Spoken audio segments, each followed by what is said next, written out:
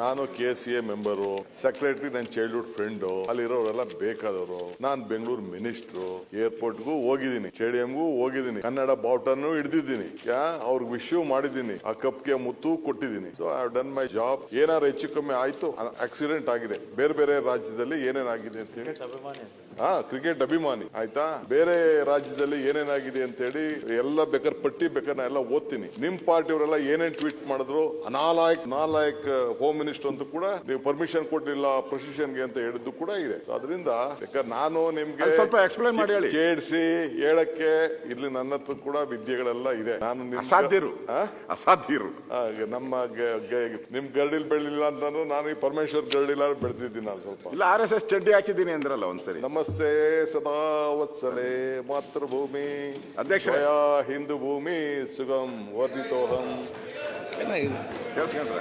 ಮಹಾಮಂಗಲೆ. ನಾನು ಅವೆಲ್ಲ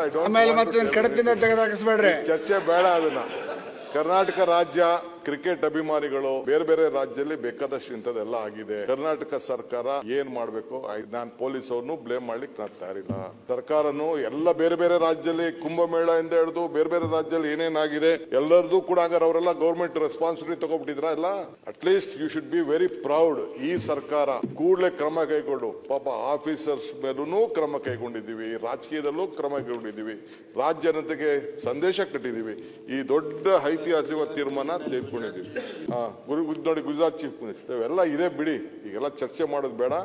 ಏನಿವೆ ನೀವೇನ್ ಹೇಳ್ಬೇಕು ಹೇಳಿ, ಮಿಕ್ಕಿದ ಹೋಮ್ ಮಿನಿಸ್ಟರ್ ಮಾತಾಡ್ತಾರೆ. ಚರ್ಚೆ ಮಾಡೋಣ ಅಂದ್ರೆ ಇನ್ನ ನಾನು ರೆಡಿ ಇದ್ದೀನಿ. ಅಧ್ಯಕ್ಷರೇ, ಈಗ